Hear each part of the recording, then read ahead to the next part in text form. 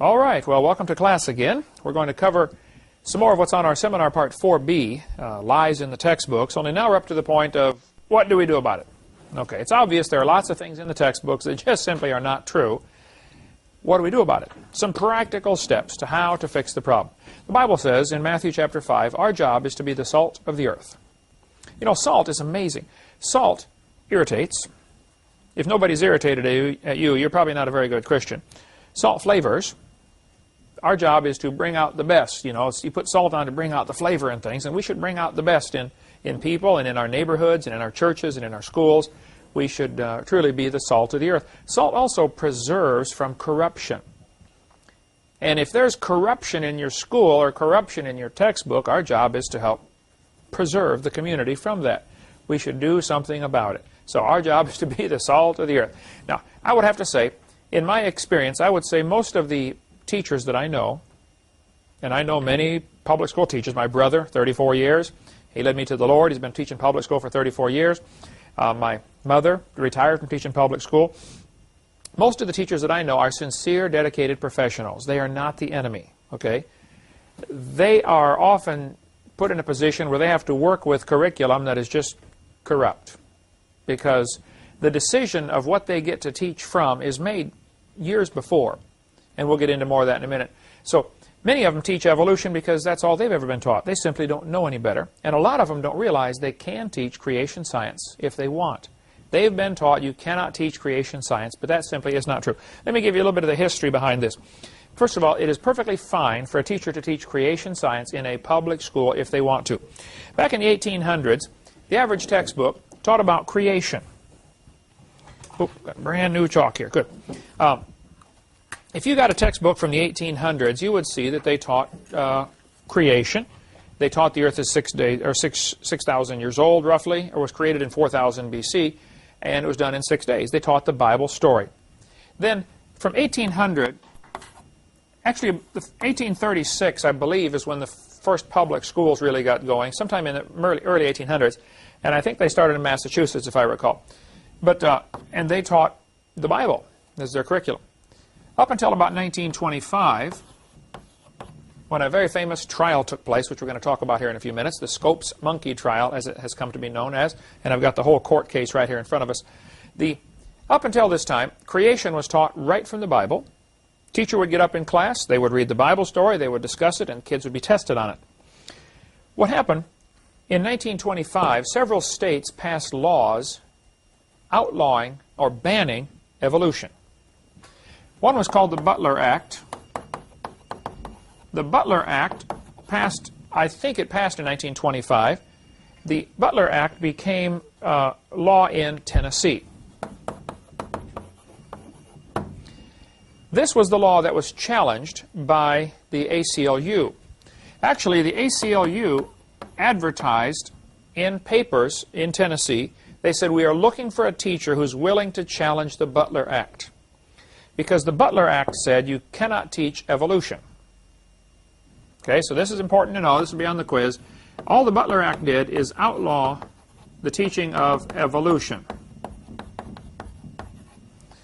Now keep in mind, there has never been a law banning creation. There were laws banning evolution. No state has ever passed a law saying you can't teach creation.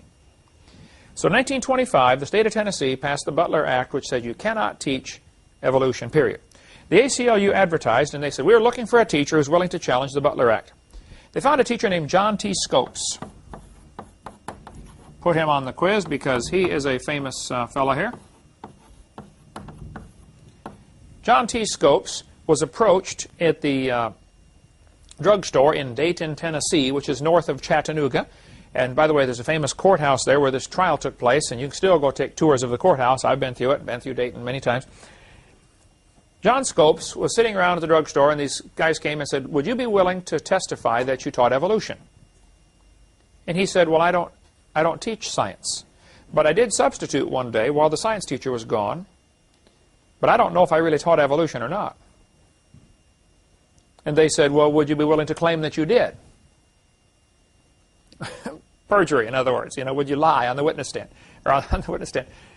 He said, well, yeah, I'd be willing to testify that I taught evolution.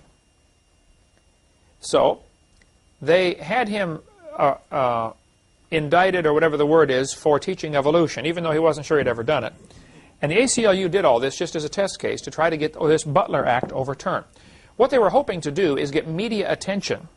So the news media would come in, and boy, they did get a lot of that. And they wanted to make creationists look stupid and evolution look great. And they wanted to use this as a chance to really push their religion of evolution. Well, as it turned out, some very famous lawyers got involved here. Clarence Darrow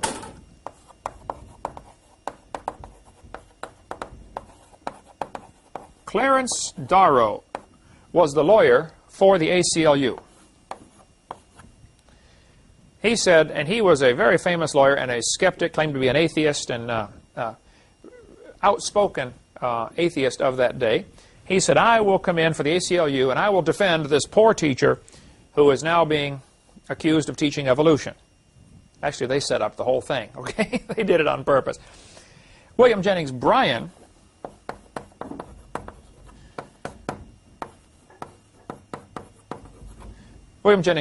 said he had 3 or 4 times been vice presidential candidate. I mean, he'd run for vice president of the United States. He was a very famous person of the day in the mid-1920s, okay? He was in government in several different positions. I forget what his position was at the time, but William Jennings Bryan was an outspoken advocate of creation. And he preached sermons all over the place against evolution. So William Jennings Bryan came down to Dayton, Tennessee, and he says, well, I'll take him on. I'll defend the law, the Butler Act. And so it was quite the trial. It was very hot. The courtroom, they were worried the courtroom was going to collapse because so many people were crammed in there. So they moved everything outside. Plus, it was extremely hot down there in July, north of, well, you went to school in Chattanooga, you know, in summer it gets pretty warm. And here they were 90 miles north in the town of Dayton. The entire court transcript is available in a book called The World's Most Famous Court Trial. Fascinating reading.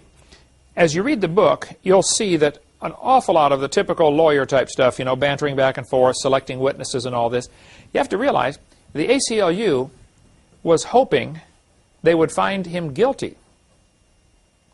They were hoping their client would lose, and then they would appeal it to a higher court so it would get nationwide attention. And as the trial went back and forth, Bryan, though he was a great and godly man, I've got lots of stuff on William Jennings Bryan right here. Here's a book about William Jennings Bryan. If you want to read more, you can come get this. And, there's lots of good stuff. He was a great and godly man, but he made several serious mistakes. He said on the witness stand, I'm not sure that the earth is 6,000 years old, and I'm not sure that the days are real days. So here in 1925, he was a product of his times. He kind of believed in either the gap theory or the day-age theory. When he said that on the witness stand, most of the Christians were very disappointed in him right then. And it tells about it in the book. You know, they said, oh, you blew it right there. And boy, the Christians of the early 1800s and all through the 1800s and early 1900s, they did blow it for Christianity by not standing up for the obvious truth. The Bible teaches God made the world in 6 days, and it adds up to about 6,000 years ago. Just, there is no compromise. That's what it says, and that's what all the scientific evidence points toward. So when William Jennings Bryan and Clarence Darrow faced off an incredible trial, it turned out Scopes was found guilty. Now, during the trial, Clarence Darrow had lined up all kinds of witnesses to bring in. The witnesses were going to testify that evolution is a fact. One of the things they were going to use was the Piltdown Man. They were also going to have the president of the American, or the curator of the American Museum of Natural History come in. He's the one who said black people are inferior. He said the average adult Negro has the intelligence of an 11-year-old white man, white boy. Of course, racism was, you know, 1925. There was a lot more racism in our country. The judge disallowed any evidence for evolution. See, they were hoping to use this trial to get all this evidence for evolution out there for everybody to look at. The judge said, I'm sorry, the question is not, is there evidence for evolution? The question is, did he teach it? Because the law says you can't teach it. So I don't care if there's evidence for it or not. It doesn't matter. That's not what we're here for. So the purpose of the trial was for the evolutionists, was to try to get notoriety and media attention for their religion, for evolution. And the judge wisely said, I'm sorry, it doesn't matter if there's any evidence. we'll throw it out. We're not even going to hear it. So they banter back and forth, and you can read the whole court transcript there. Finally, Scopes was found guilty of teaching evolution. Now, Darrow really was shrewd and slick and wicked. Darrow agreed that Brian could put him on the witness stand if he could put Brian on the witness stand. Well, that's extremely unusual for the lawyers to go on the witness stand, you know. Normally they're out there, you know, trying to get the witness to say some things. So sure enough, Brian was put on the witness stand, and Darrow asked him all kinds of questions that he had all prepared. And then, rather than Darrow go on the witness stand and have to give evidence for evolution, he just said, Your Honor, we surrender, basically. I want you to find my client guilty. So Brian had this tremendous speech all prepared, and he was really going to blast Darrow, and would have done it, but it just took all the wind out of their sails. They just couldn't do it. Brian was a huge man, overweight, you know, overweight and overate, and finally, a few days after the trial, he died of heart failure, apparently related to being overweight. So the college that started there in his honor is called Bryan College in Dayton, Tennessee. They have about 400 or 500 students, maybe 600 or 700 now, I don't know. Good college, some very good teachers there, and they are a creationist college. Within the first, I don't know, 40 or 50 years after this trial, the teacher was found guilty. He was fined $100. Brian offered to pay it. The fine was appealed and overturned. The next level of court said, no, I'm sorry, you made a mistake in the trial, some little technicality, the fine's overturned. So nothing ever happened. Evolution was still illegal. The Butler Act was not overturned. It was still against the law in many states to teach evolution. After the trial, a movie was made, a play was written, and then a movie was made called Inherit the Wind. Now write that down. You're going to need to know that one. Okay? Inherit the Wind is absolutely a perversion of the trial. Okay? Inherit the Wind. And it has been redone several times as plays or as things like that, movies for kids for school. There's a friend of mine named George Searle who has done extensive studies of the actual court trial, which you can get word-for-word transcript of the whole thing. I've got it right here. Compared it to the movie. The whole purpose of that movie is to make Christians look stupid and to make the evolutionists look brilliant. Okay, typical Hollywood stuff. And if you want to get, I've got tons and tons of material on Inherit the Wind on the movie. If that movie is showing in your public school, you ought to protest against that because that is an absolute perversion of what really happened. During this trial, though, in 1925, Darrow brought up the fact, hey, evolution is in our textbook. Tennessee has already approved a textbook which contains evolution. And now you're saying you're banning the teaching of evolution. He was right. I have the textbooks they were fighting over. 1911, by Hunter, New Essentials of Biology, by George W. Hunter. This is the book, 1911, that was used in Tennessee schools. Now, it doesn't have a lot of evolution in it, but it does have some. It does teach evolution. So here, Tennessee made a mistake 15 years earlier by allowing textbooks in that teach evolution. Here's what typically happens in a state. And this is the sequence that a lot of Christians and creationists don't seem to comprehend. Okay? First, the state will set standards.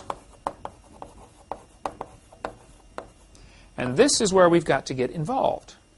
The state will set standards that one of the standards will be, we want evolution taught. You get a committee of, 5 or 10 or 15 or 20 people, they set the state standards. Now, all of the textbook publishers publish books to try to sell to that state. The ones that are the most strict on this, and the ones that most people really look to, are the standards from Texas. I don't know why, but Texas is a real place, testing ground for textbooks. So Mel Gabler in Longview, Texas, has done a great job for 39 or 40 years now. He and his ministry, all they do is review textbooks and write critiques on them. And they rate them according to which one's the best. Texas standards are very high for textbooks. For instance, Texas standards require that if a theory is taught, the evidence for it and against it should be presented. The Gablers were influential in getting that in there as a Texas standard. You must teach evidence against evolution. Now, Texas doesn't do it. They don't obey the law, but they're supposed to. Okay? A publisher, let's say there are 10 different publishers, just for sake of the argument, okay? The publishers will look at the different standards, and they'll say, okay, by the time the kid graduates, he's supposed to know this and this and this and this and this. Let's make sure it is in our textbooks because we want to sell our books to this state. The publishers want one thing: money. Okay? They want to sell you their books. So they may print, 4 million textbooks. If Texas rejects them because they have mistakes, one of the things the Gablers do is just simply find out-and-out mistakes in the textbooks. One of them had, Columbus discovering America in 1750, or something like that. Just unbelievable mistakes, just crazy things in there. George Washington is Abe Lincoln's vice president or something like that. Just flat stuff that's wrong. Okay? Thousands of things are found that are just plain wrong in the textbooks. But Texas will reject them. So here this publisher, HBJ, Harcourt Brace Jovanovich, or Prentice Hall, or whoever, they got this warehouse full of textbooks. Well, they sell them to some other state. They make a new run with the corrections for Texas, but the old ones, the ones that didn't pass, they'll sell to other states that aren't looking, aren't watching. And this is what happens, because they don't want to get stuck with, $20 million or $50 million worth of textbooks. So they'll sell them somewhere else. The state standards are set. Then the publishers publish books to meet the state standards. Then you have some competition. Then you have a state committee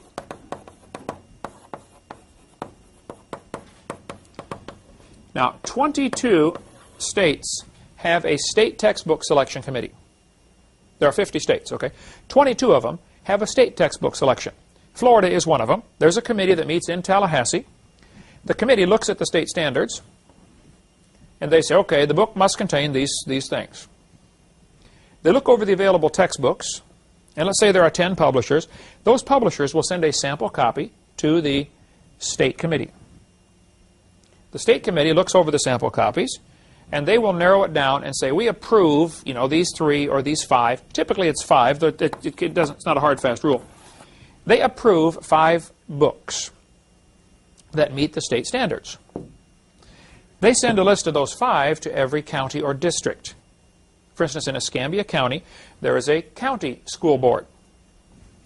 So at this point, the county or the district school board, they will select 1 or 2 books, okay?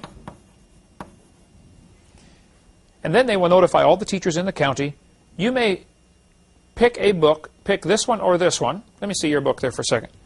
Okay? This one had to go through this process. It was state approved, and then the county approved it. Then they purchased X number of thousand of them for our county, for the biology students in Escambia County. This is at Woodham High School, okay? The basic idea is the teacher could order any textbook they wanted. They could order a Christian textbook. Your public school could order Christian textbooks, but the state won't pay for it. If you pick a book off the list we approve, then the state will pay for it. Now, a book like this probably costs $50 or $60, for one book. Times how many kids in your class, or how many kids use this book at your school, would you guess? 25 in your class, and how many biology classes are there? 5 or 6? Yeah. A lot of money at $60 a book. And it's just one school. And there are, 4 high schools in Pensacola? 5 now? Yeah, that's right. Tate and, yeah. So the county then will select the book. Here's what happens then. After the book is in the classroom, the kid brings it home, the parents complain. And they should, okay? But they're about 5 steps too late. What Kansas did in 98, I believe, the Kansas school board, Kansas has a state school board, okay, in addition to a state committee that selects books. The Kansas school board said, our state standards will not require macroevolution to be taught. That was it. They did not say you can't teach evolution. They just said we're not going to require that macroevolution be part of the state standards. The teacher can still teach it if they want, but it's no longer required, which means it's no longer required to be on the tests. Boy, the atheists hit the ceiling. You'd have thought, somebody shot them. They said, oh, they took evolution out of the textbooks. First, no, they didn't, okay? But if somebody believes in evolution and there is no God, they don't have any moral they don't have to have any moral standards anyway. So, it's okay to lie and cheat and steal, because after all, there is no God if we evolve. And if evolution is true, the toughest and meanest survive, the strongest survive. The fastest lion gets the zebra. And so, it's okay. As a matter of fact, it's good to get your cause accomplished any way you want. This is the typical scenario, though, that things happen. So, for most of American history, teaching creation was perfectly fine, and it was done in the textbooks. Laws banning evolution were introduced in 1925. Those laws were not overturned until 1968. It was against the law to teach evolution in public school in many states in America until 1968, when the last law was overturned. Now, the fact is, the books taught it anyway.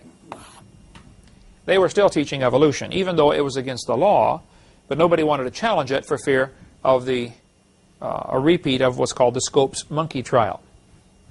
How it got the name Scopes monkey trial, I don't know, but it's the trial in Dayton, Tennessee.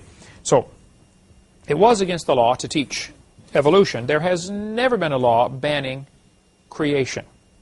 Never has been. Then in 1980, Arkansas passed a law demanding equal time. The state Senate in Arkansas, or state representatives and senators in Arkansas, got together and said, look, if you're going to teach evolution, you must also teach creation and give it equal time. This was called the balanced treatment idea. If we're going to teach one theory, let's teach the other theory. That's what the citizens in Arkansas wanted. That's what the Congress and Senate wanted. That's what the governor wanted. Somebody challenged that law and said this law requiring balanced treatment is a violation of the First Amendment because it lets it mandates a state-sponsored religion because creation is a religious idea. Well, I think they're right. Creation is a religious idea, and now you have the state sponsoring a religion. The only problem with the law was they were requiring creation to be taught. The teachers already had the right to teach it. They could have taught it if they wanted. But when the Senate comes in, or Congress comes in and says, you must teach it, they crossed the line, and that's what the judge said. Now, in 1987, Louisiana did the same thing. Louisiana law was written much better, and I think probably was, I don't know of any serious flaws in it. I read the whole thing. But Louisiana in 1987 tried the same thing. They said you must have balanced treatment. Now see, what they're doing, in my opinion, in both states, they worked on the wrong end of the problem. I don't think that's the way to handle this at all.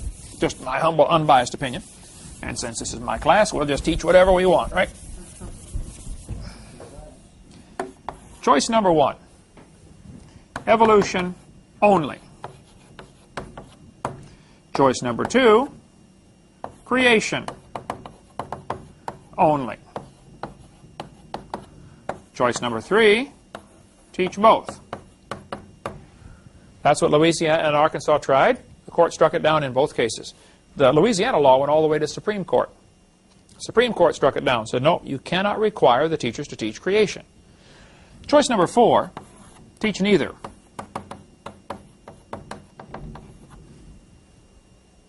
This has been tried and tried and tried, and Christians and creationists still get excited about doing this. It's not going to work. I'm sorry, it's not going to work. And so give it up. An awful lot of money and time and energy has been wasted. So when somebody in a local school area tries to come in to demand equal time, the atheists and evolutionists they're not too scared about that. They know it's not going to go anywhere. So they like keeping these Christians busy, wasting or trying to get equal time. Go ahead and write your letters, get your petitions, get the parents fired up. Doesn't matter. You're wasting time. What if instead all of our effort was put into one thing? Get accurate textbooks.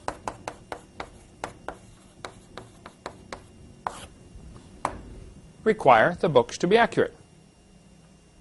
Take out the lies out of the textbooks. Now, everything that supposedly supports evolution is going to vanish. I mean, if you took out the 27 or 28 lies we've mentioned in this class that support evolution, or get the book Icons of Evolution, and just simply remove the lies. Period. Now the evolution teacher's in a very unfortunate position because they get up there and say, okay, kids, I believe we all came from a rock. However, I don't have any evidence. Starts to look pretty silly. But the way they're doing it now is they're saying, kids, I believe we came from a rock, and here's the evidence. Bang, bang, bang. And one by those things have all been proven wrong, but they're still in there. It all is based on the idea the Earth is billions of years old, and it's not. And if you can prove that wrong, that destroys evolution. So I think step by step we need to challenge the statements in the textbooks that are not accurate. Simple. Arkansas is working on a law right now. A couple of representatives called me last week, and they want me to read the law before they present it. That's going to require that the state will not fund, the state will not pay for any books that contain false information. Great. Who can argue against that? And if they'll follow through on it, that's the thing, okay?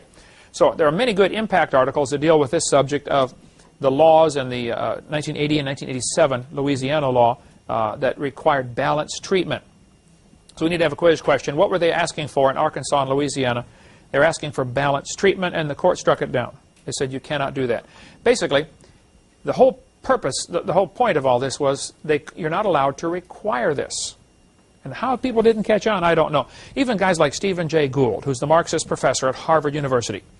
Stephen Gould said after the Louisiana trial, no statute exists in any state to bar instruction in creation science. It could be taught before, and it can be taught now.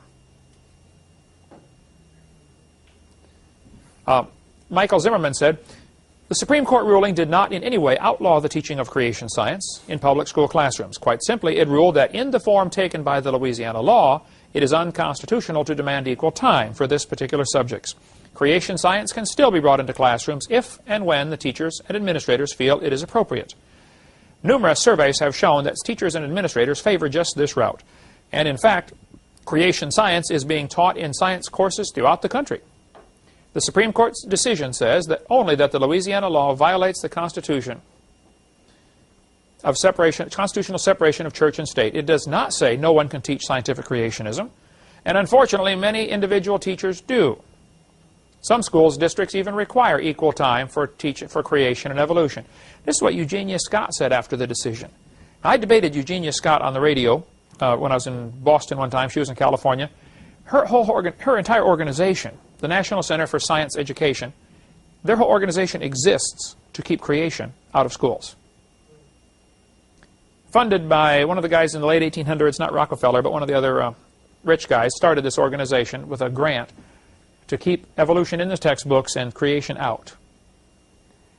So they've got their own website, NSCS, I think. There it is on the screen there. National Center for Science Education.org, NAT, whatever abbreviation, you can look it up there on the internet. And they will instruct people, they say, don't debate creationists because you'll probably lose. They'll say creationists are professional debaters. They're trained in how to do this. I've never had a course on debate in my life. And I think the creationists win because they're right and the evolutionists are wrong. I mean, that's why we win. It's not nothing complicated about it. William Provine said, teachers and school boards in public schools are already free under the Constitution of the USA to teach about supernatural origins if they wished in their science classes. Laws can be passed in most countries of the world requiring discussions of supernatural origins in science classes and still satisfy national legal requirements. And I have a suggestion for evolutionists. Include discussions of supernatural origins in your classes and promote discussion of them in public and other schools. Come off your high horse about having only evolution taught in science class. The exclusionism you promote is painfully self-serving and smacks of elitism. Why are you afraid of confronting the supernatural creationism believed by the majority of persons in the USA and perhaps the worldwide? Good question. Now, this guy believes in evolution, okay, and he teaches it to his students. But he says, look, we ought to teach both. Perfectly fine. Provine went on to say, shouldn't students be encouraged to express their beliefs about origins in a class discussing origins by evolution? Sure.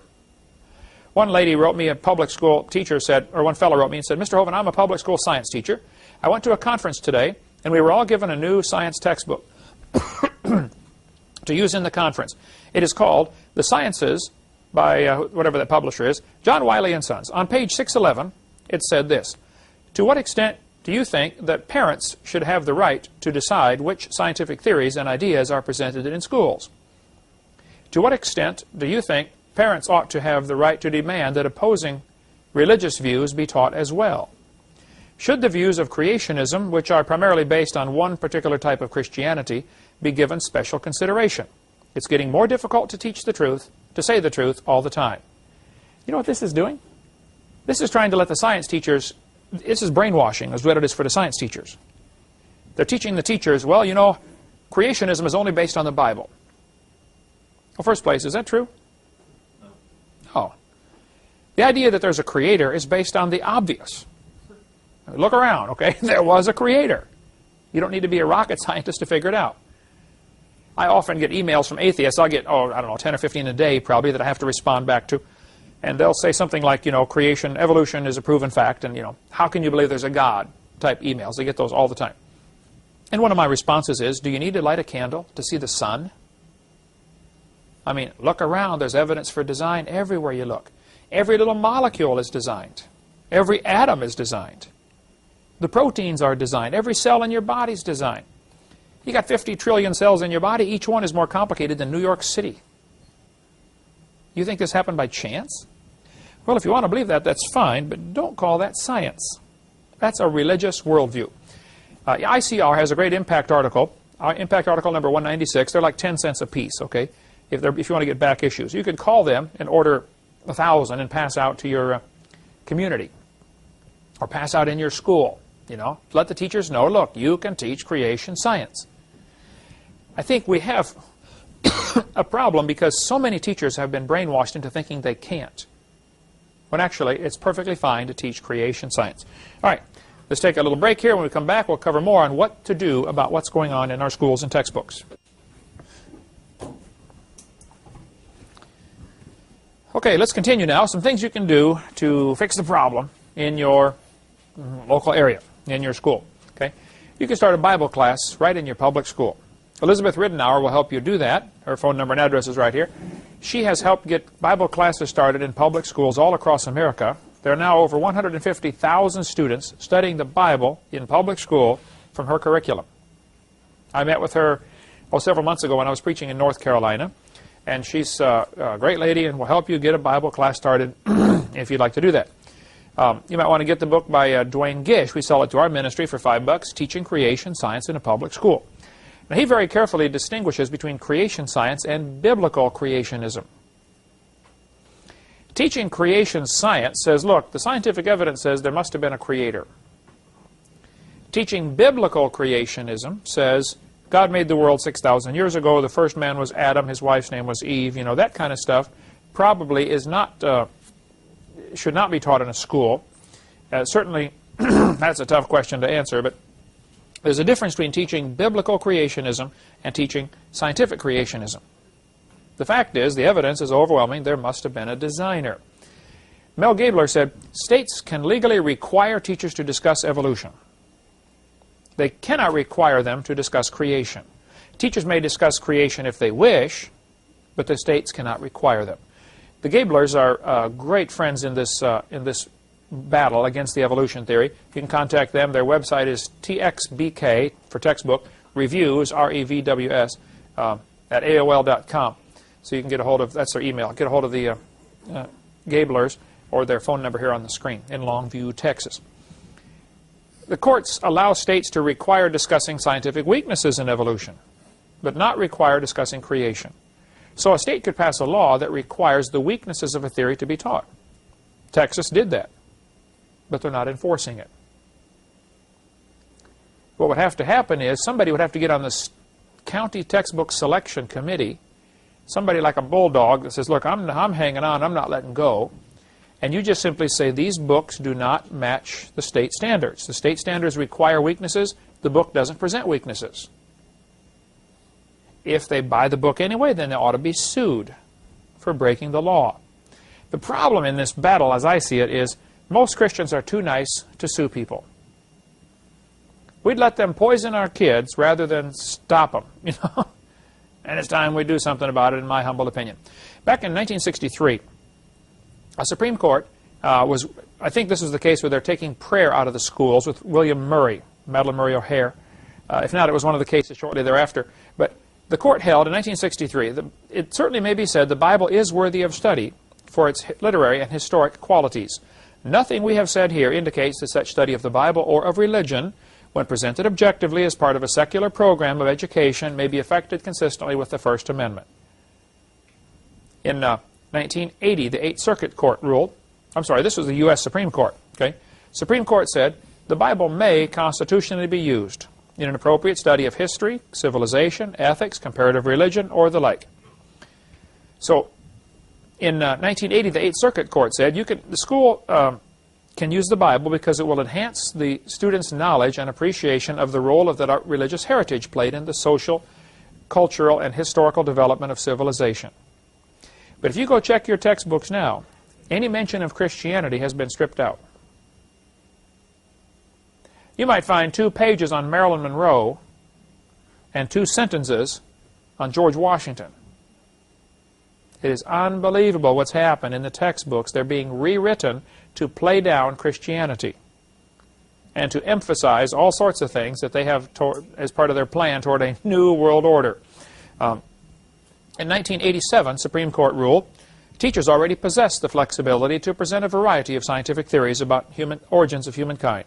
They are free to teach any and all facets of the subject. Teaching a variety of scientific theories about the origins of mankind to school children might be done with the clear secular intent of enhancing the effectiveness of science instruction. This is the case that Stephen Gould commented on and said, look, the courts have never banned creation. There were laws banning evolution, but they've never banned creation. California State School Board, their policy is, discussions of any scientific fact, hypothesis, or theory related to the origins of the universe, the earth, and of life, that's the how, are appropriate to the science curriculum. So I would encourage Christians to realize, look, it's perfectly fine. Now, there are several ways to fight this battle. The way Jesus did it, Jesus did not spend much time trying to change the Roman Empire. Most of his effort was reaching individuals. The simplest and I think the foolproof way, number one, is go after souls, win souls, and teach them the truth. Just like Jesus said, go into all the world, preach the gospel. After you get them saved, teach them, or baptize them, and then teach them to do everything I told you to do. That's unstoppable. We probably will never change the textbooks in our county, though I think we should try. But if we got every kid in your class converted to believing in creation, or to being a Christian, or both, it doesn't matter what they're teaching. They're not going to believe it. Right? Second level, and I think this needs to be a multi-pronged attack, but the second level is go after the teachers. Many teachers are already Christians. They just simply don't know what their rights are. So if we inform the teachers of what their rights are, or inform them of the truth of creation, see, curriculum really starts when the classroom door shuts. Very few teachers ever make it all the way through the textbook in the year anyway. Do you guys skip chapters in yours? Sure. And with some textbooks, it's easier to skip the whole chapter because they put all the evolution stuff in one chapter. Other textbook authors spread it through everything. Merrill Science, several times, has put all the evolution stuff in 1 or 2 chapters, and the teacher can just say, okay, we're going to skip this. And it doesn't play into most of the rest of the textbook. Level 3 is go after the whole school. Get the principal or the school board in the area or something to say, look, let's get this out of the textbooks, let's fix this problem. I think we need to work on this, but most of my effort, and I think most of Jesus' effort, was on the individuals. That way, it doesn't matter what the rest of them are doing. So there's a great video on what's happening in public school classrooms, not only on evolution, but on sex education and all sorts of other things, available from Eagle Forum. That's Phyllis Schlafly's organization in Alton, Illinois. Now, Phyllis Schlafly is a Catholic. I would disagree with her on several major doctrines, but she's done it. She's a constitutional lawyer, and she's done a great job of defending the Christians' rights in schools. Okay.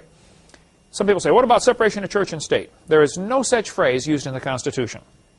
That sentence, separation of church and state, was written in a letter by Thomas Jefferson to a Baptist pastor in 1802. It is not part of the Constitution. The wall of separation between church and state is to keep the state from getting involved in the church's business. Peter Kershaw has a great book, which we sell both of his books through our ministry. One is called Hush Money. The other is called In Caesar's Grip. Hush Money is the shortened version. In Caesar's Grip is the long version. They are awesome books about how churches have really blown it by becoming 501c3 corporations. That's one of the dumbest things a church could do, because now you're asking the government for permission to exist. And God already told you what to do. It's a matter of, who is sovereign anyway? And they have taken church and put it under the government. Major, major mistake. And we'll get into more of that later. Impact article number 278, available from Institute for Creation Research, ICR.org, is about a fellow in North Carolina. I talked to Steve Deckard. He teaches at it's not a Baptist school, it's a Christian school of, I think, Plymouth Brethren or some other denomination up in North Dakota, not North Carolina, North Dakota, or South Dakota, I forget. Anyway, he rated all the textbooks based on how much evolution do they have in them. His rating of the 1991 textbooks said biology by Merrill and everyday experience had only 2.9% of the words in the textbook were talking about evolution. The rest is just talking about biology like it's supposed to, okay? HBJ, the yellow version, had 15.6%. It was the worst. And here's the rating here of the textbooks. Now, that's not going to be the same every year. This doesn't mean that Merrill is always the best. Okay, it varies greatly from year to year. I encourage people to get science teachers to get the book of Pandas and People. We sell it through our ministry, or you can get it off the internet.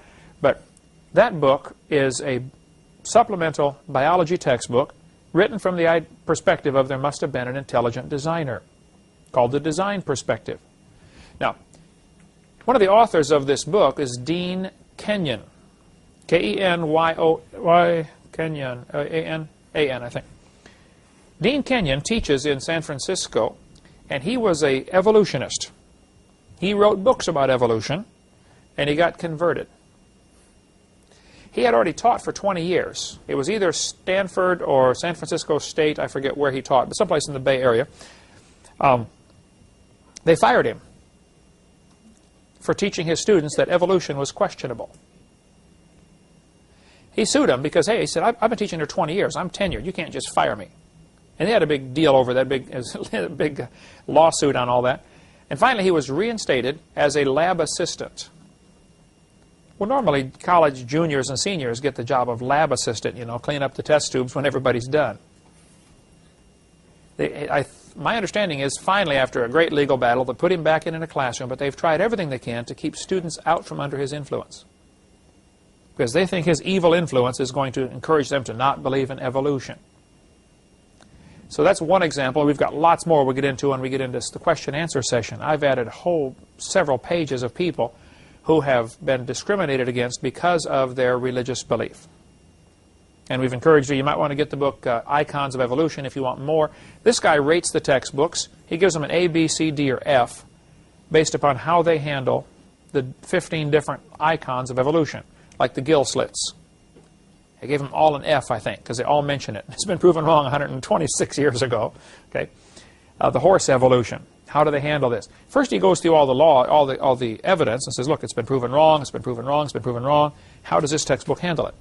So he rated quite a few textbooks based upon how they handle these different lies that have been proven wrong. I mean, everybody knows they're wrong, but why do they still present it?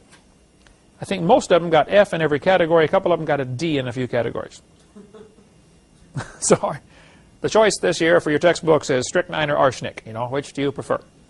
Here's the Gabler's book that we also sell through our ministry. What are they teaching our children? A great book. It's only $4. You can get that and give it out to people for people involved in education, or give the Gablers a call. They will be glad to help you in textbook selection. If you get on the textbook selection committee in your area, you're going to be overwhelmed, because all these publishers send you these books. Please buy our book. You don't have time to read them all. Gablers have already done it. Get on that committee and say, write to the Gablers and say, look, now they work on a donation basis, okay? Write to the Gablers and say, here's $200 or here's $300 or whatever. Please send us your evaluation of these books. Because it's going to cost them, you know, to print the pages and to send them to you and all that kind of stuff, plus their staff they have there. So I would encourage you to do that. It's crsc.org has a rating of textbooks also. The Gablers wrote me this letter in 2000, and they said, Dear Dr. Hovind, thank you for using What Are They Teaching Our Children? You will be interested to know that in our 39 years of work, we have never seen publishers so sensitive or schools so receptive to our textbook reviews and ranking. See, what the Gablers do is they review all the textbooks and rank them. This one's the best, this one's the worst. They don't recommend anybody buy one or not buy one. They just rank them according to best to worst in their opinion, and they send that ranking sheet all over Texas to school boards.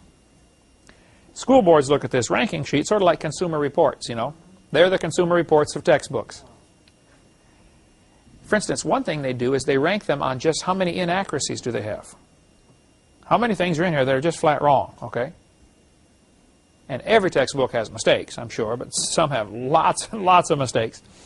And so they rank them, and then, of course, this greatly affects sales. So the publishers now are getting hold of the Gablers saying, okay, we're sorry, what would you like in the books anyway? You know, it took them 39 years to get where they are, but I would encourage you to take advantage of what they do, because they are a great asset to the Christian. He went on to say, we're also pleased to recommend the Harcourt and Scott Forsman Elementary Science Series. They are much less dogmatic on evolution than the others we reviewed. So why reinvent the wheel? These folks are doing it, you know, take advantage of what they're doing. They also do a lot of work with the history books. Mr. Fry, I forget his first name now, works with the Gablers. He's not Gary Fry, it's a different Fry. But he is a incredibly intelligent man, and he reads all these history books and finds mistakes. That's the wrong date here, that's the wrong date there, and, you know, and just loads these books down with, says, look, we can't buy this book because it's inaccurate. Okay? Adolf Hitler is quoted as saying, let me control the textbooks and I will control the state. How many kids go through your class at Woodham High School and believe what they're taught? Probably all of them. They should be able to, shouldn't they? Shouldn't the kid be able to go to class, read the book, listen to the teacher, and believe it? I mean, you don't need to be a genius to figure this out. That's the way it's supposed to be in school. So what can we do to help fix the problem? Bert Wagner, here's his address or email and phone number. Bert can help you get creation materials into your public school libraries. Many public schools, in their public school library, or even in the public libraries, have nothing about creation. Nobody has pushed to get it in there. Get some videotapes. He's gotten my videotapes into many public school libraries. And we probably get a call or letter, average of one a week, from somebody, a student or a parent getting saved from watching one of my videos that they checked out of their public school library. Now, some schools, some people have called me and said, I've tried and I can't get them in. Bert knows how to do it. There's red tape you got to cut through. He can do it, okay? He can get the stuff in there. Some practical things to do. You can demand that pages with false information be cut out. That doesn't cost anything. You could probably find 100 volunteers in your church or in your area who would help cut the pages out. Now, if you're asking for pages with lies to be cut out, is that trying to get the Bible in? Is that trying to get creation in? No, I'm just trying to get the poison out of the books, that's all. Who can argue with that? You got to have them glue the pages together. Somebody called me and said, Brother Hovind, a principal in our town, in Georgia, I forget what town now, over the summer, found the pages with false information and glued them together. That fall, the NEA hit the ceiling. That's the National Teachers Association, the National Education Association. They said, you can't do that. He said, well, I did. They said, but you can't. He said, well, I did. It's done. Over with. The glue dried. Okay, it's too late. Just do it. Okay? Get the stuff out of there. You can put a warning sticker in the front cover. Alabama, Becky, you know where the warning stickers are in the drawer out there? Alabama, Martha has a file. Make a note. Let's give one of those to each of the students here in the class. And probably, if we have enough, let's, as people take this course, let's maybe send one with them. Alabama requires that sticker to be put in the front of every book. If the book discusses evolution, it must have a warning sticker. Like a pack of cigarettes, you know, warning, this has been determined to be hazardous to your health. Textbooks that teach evolution ought to have this warning sticker. Now, Alabama requires it, but they don't all do it. Because some of the Christians in Alabama are too worried about who wins that dumb ball game, and they're not paying attention to what's going on in their schools. But they ought to be suing the schools if they don't obey the law. Put that stuff in there. Put that sticker in there. You might want to get my little brainwash booklet. We update this very regularly. If you buy them in quantity, they're $1 a piece. That's our printing cost, okay? You could get these brainwashed booklets and buy one for every student in your school and give one to every kid in class. Many people have done this. One guy ordered 500, passed them out to the whole school up in, I think, Minnesota, if I recall. And he said the teachers are having an awful time because every time they bring up something on evolution, 10 of the kids will say, excuse me, that was proven wrong back in, you know, blah, blah, blah. Why is it still in their books, you know? If you get an educated student body, it's going to be real frustrating on somebody who tries to push off a lie on them. Which goes back to, number one, let's reach them person by person, one by one. All right? Florida has a law requiring textbooks to be accurate. It's Florida Statute 233.09.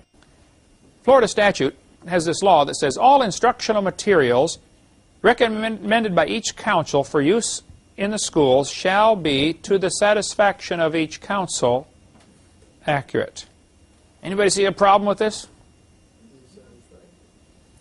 The books have to be accurate as long as the council thinks they're accurate. That sentence ought to be stricken from the law. Textbooks ought to be accurate, period. Because the way this is written, all you have to do is get, you know, a majority of the council to think something is good when it's not, and we're stuck with it. That's what's happened in Florida here. It's sad to say that law needs to be rewritten. So some of you congressmen and senators that might watch this tape, fix it for me, please. All right, that's your job. In Texas, Title 19, Education 66.66 I or L, I don't remember, says instructional materials shall present the most factual information accurately and objectively without editorial opinion or bias by the authors. Theories shall be clearly distinguished from facts and presented in an objective manner. Well, that's the Texas law, but Texas doesn't do it. So some folks in Texas ought to go to their school and say, look, you're not obeying the law. Would you like to fix this, or should we go to court and talk about this? I don't know of any cases where evolution has ever been taken to court. Creation has been on the witness stand where they had to defend creation. If evolution had to be defended, it would lose. But nobody ever approaches it that way. Look, evolution is a lie. If you have some evidence for it, I'd like to see it. If you don't have any evidence for it, then quit teaching it. Get it out of the textbooks, okay? In Wisconsin, Administrative Code 361 says the textbooks shall have factual accuracy. Well, if you're teaching the kid we have gill slits, that's not accurate. Okay? Cut the page out of the book. Now, in Alabama, here's part of that sticker. Alabama Code 1975 says, adequate textbooks provide all students in the public school shall be provided with adequate and current textbooks. One might argue that textbooks that contain statements and examples that are proven to be false and fraudulent are neither adequate nor current. There's the sticker. This textbook discusses evolution, a controversial theory some scientists present as a scientific explanation for the origin of living things. No one was present when life first appeared on Earth. Therefore, any statements about life's origins should be considered as theory, not fact. Microevolution, which can be described as a fact, it discusses that in the sticker. I shortened it here. And macroevolution has never been observed and should be called a theory. Stephanie Bell on the Alabama State School Board, I believe, is the one responsible for pushing this through. And she did a great job. Here's her phone number if you want help to do it in your state. Okay, get a hold of Stephanie and say, what can I do? All right. California code requires textbooks shall be factually accurate and incorporate principles of instruction reflective of current and confirmed research. Well, should they include the gill slits? Should they include the horse evolution? Should they include the tailbone being vestigial? Or the appendix being vestigial? Look, many states already have the laws. We just have to require that they be enforced. Okay? Do something about it. Let's fix it. You might want to get students this little booklet, Students' Legal Rights. We offer it through our ministry. It's like $10. It's you can get a hold of ACLJ, American Center for Law and Justice. That's Jay Sekulo's organization in Atlanta, Atlanta, Virginia Beach. ACLJ, Virginia Beach. Their organization will help in defending Christians who are discriminated against because of their religion. This book, though, on page 53, tells students you have the right to be exempt from anything against your religion. You can go down to the school board at Woodham High School or go down to the principal and say, it has to be in writing, I do not want my son taught I do not want my son taught evolution. Period. Notarize it. My secretary is a notary. Bring it in. We'll notarize your statement. Give it to them. They have to then exempt him from that class. Now, they'll give him other material. You don't just get out of work and go to study hall, okay? But suppose 70% of the class does that. Teacher gets up. There's going to be a section on evolution. All the kids say, I need to be excused. And they're standing out in the hall. It won't take them too long to figure out, we really ought to skip this section. Because nobody's here anyway, right? Students ought to be informed, you have the right to do this. If you don't know your rights, you might as well not have them. If people just knew their rights and stood up for what was right. One guy gets stopped by police officers, he'll say, oh, am I being arrested? No. Well, then am I free to go? No. Oh, then I'm being arrested. Arrested means stopped. No, you're not arrested. Well, then can I go then? Just back and forth like that.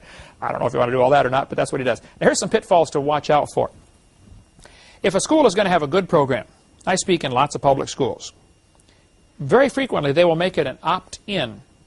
In other words, the kid has to take a note home and get it signed, or else they can't come to the program. And how many kids take a note home and forget to bring it back? We had, what was his name today, sitting there, came over to visit today, 4 years old, has a note pinned on the back of his shirt. That way it's sure to get home and sure to get back. Pin it on the back. The kid forgets he's got it back there. How many notes did you forget to get signed and get in trouble for? Lots of them, right? See, they always make it an opt-in program. If the bad guys don't want the kids to hear this, but the school's going to have this program anyway, let's make sure the kids have to, make it hard for the kids to go see this. Now, if it's going to be a bad program, if they're going to have a homosexual come speak on, a queer lifestyle or something, they will make sure it is an opt-out program. In other words, everybody has to come unless you have a note not to come. Now, that is totally unfair, but that's the way it happens. And we ought to be up in arms and say, look, we're not going to allow that at this school. Let's have a level playing field. Okay? Everybody ought to be, these ought to all be the same. None of this opt-in, opt-out kind of stuff. Now, kids, let me encourage you, if you go to public school, don't confront your teacher publicly if possible. Okay? Talk to them after class. No teacher responds well to a public confrontation in front of their students. Number 2, if you're late to class frequently, or the troublemaker or the goof-off in class, if you don't do your homework and you don't pay attention, please don't tell them you're a Christian. Okay? You're not helping. You should be a good student. I recommend you do this. If a test question comes up, for instance, in this biology book that you have, you know the answer that they want from the book because you've done your homework, right? You can simply say, the textbook says, blah, blah, blah, blah, blah. However, this is not correct and has been proven wrong, Preach to them. Now, this way, the teacher knows, hey, I learned it, but I didn't swallow it. They can require you to learn it. They can't require you to believe it. When I became a Christian, a sophomore year in high school, I was in English class. My English teacher was evil, wicked, vile, godless, okay? And always giving us assignments to write, and kids would write just really bad stuff, I decided, hey, I'm going to write all papers on Christianity, how to get saved. I would try, it didn't matter what the assignment was, I would try to twist it around and get the gospel in there somehow, okay? And then I asked Tom, who sat next to me, I said, Tom, would you proofread my paper for me? It's due tomorrow. Tom Pisano, you preached at his church. Reading all my English papers my sophomore year in high school got Tom interested in the gospel. Tom came to church with me and got saved. Then Tom brought his neighbor and his best friend John with him to church, and John got saved, and John and I went off to Bible college together. Tom ended up, he's now pastoring a church. I've preached there and you've preached there, right? Tom Pisano in East Peoria, Illinois, Creve-Coeur, Illinois. It's from that English class. Okay? So, learn the material, but do not swallow it. You can ask to be exempt. Of course, you have this legal right to do that. I think some practical steps to follow. You can give your teacher a video to watch at home. Video is a great way to get people converted. People, especially men, okay? When they're sitting at home holding the remote, the power, the feeling of power comes over them, okay? Nobody's been able to give it a word yet, but there's got to be a name for this. But there's a real, how many know what I'm talking about, okay? That feeling of power that you get when you're holding the remote control. Men will get saved watching a videotape that you would never get to come to church. Teachers will get converted by watching a video that you never would have got to church. You can invite people to a creation seminar. There are scores of creation scientists speaking all over the country all the time. I speak 700 times a year. I'm probably going to be in your town eventually. Okay, so watch my website, drdino.com, or watch the website from ICR. They send out 4 or 5 different speakers. Frank Riddle is a great guy. Spoke to many. He's been to our house here a couple times. He speaks for ICR, goes out and travels. Frank Sherwin used to live here in Pensacola and taught at Pensacola Christian College. He came and did a lot of video or audio taping here with me, broadcasts on creation evolution. He called himself Has Nonum, has no name, because he didn't want to get fired at the school for coming over here. A long story there. But anyway, there are great speakers out there speaking on creation science. Invite some of your teachers or schools to some of these seminars. Schedule a debate in your area. The student in Pennsylvania, I talked to him today, Joe Baker. One junior student, or junior I think he is fired up on creation. I mean, real fired up. He scheduled me to come speak at his high school. The auditorium seats about 900 or 1,100. 1,500 were in the auditorium. I mean, seated all down the aisles, lined down the aisles, all across the back. And they turned away over 300 people. They wouldn't let them in. The principal was about to pull his hair out. He said, the fire marshal is going to throw me in jail for the rest of my life, One high school kid did that. Scheduled the whole thing. Arranged it. Promoted it. He would put up posters all over the campus. He'd go back an hour later, and they're all torn down, so he'd put up more. People are going behind him, tearing down the posters. It was really, and there is still a battle in that school. But that one meeting, I just flew up for one day and flew back home. That's all I had time to schedule. Couldn't go for a whole weekend, But anybody can do that. You can have your teachers call me with any questions. Okay, I talk to teachers a lot. We've had thousands of teachers. You can look through our testimony file. We've had thousands of teachers get converted to be creationists from watching our material. You can watch Ken Ham's material. He's got great stuff. Or ICR. Or there's others out there speaking on creation. Okay, get them to come. Get your teacher to show a creation video in class. Teachers need to learn what students learn early in life. It's easier to get forgiveness than permission. Okay, don't ask if you can do it. Just do it. All right. Many people have told me they show my videos in their class, and the kids love it. They don't ask it. The farther up the chain you go to get to permission, the less likely you are to get it. Because those people up there got the higher salaries, and they got to watch their backside, make sure nobody, they don't want to lose that cush job they have, so they don't want to rock the boat in any way. So just flat do it, all right? You could run for school board. Anybody could do that. Get on the school board. You could require that they teach the truth. Enforce the laws that are already probably on the books. Get on your curriculum committee. Some of you could get on the state textbook selection committee. Well, I've erased it now, but man, make the laws, make the state requirements reasonable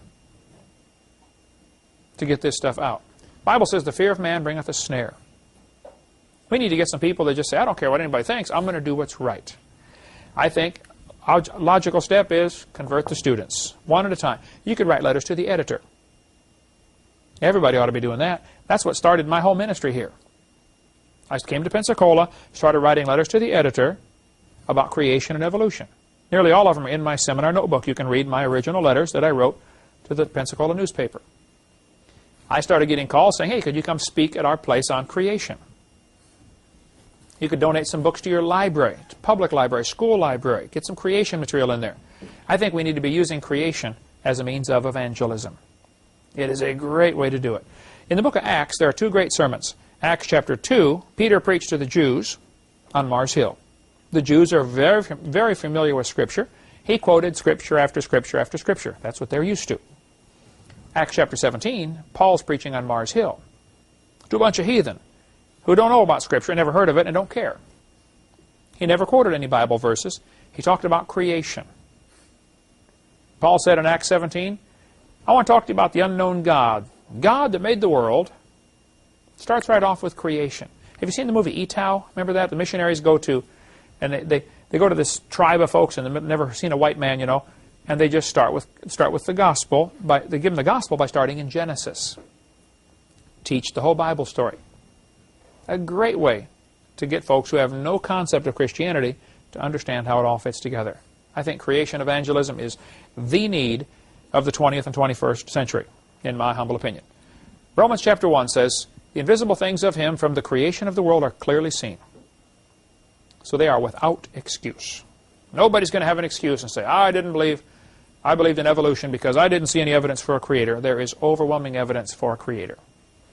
Okay, that's some practical things you can do. Now, next week, we're going to start talking about what this evolution theory has done for the world. The effects of teaching this theory. We've been teaching so far, what's on my videotape number 4, the lies in the textbooks. The fact is, they're still being taught. They're going to be taught tomorrow in your classroom. Giving you some practical things to do about it. But now I want to talk about what effect does this have? How has this theory of evolution influenced the rise of communism, socialism, Marxism, the New World Order? You fellas in the military, most of the threat we've had for the last 50 years or 70 years has been from communism. All of that's based on evolution. You were raised in Ukraine, you know, so were you. You were born over there, right? You were born over here?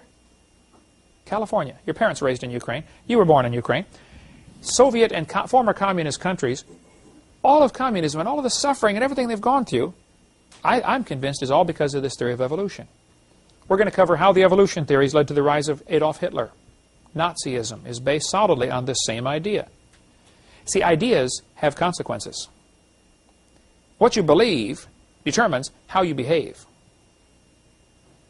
If you're raised in a headhunting society, where they, you know, cannibal society, like the book Peace Child, excellent book, by the way.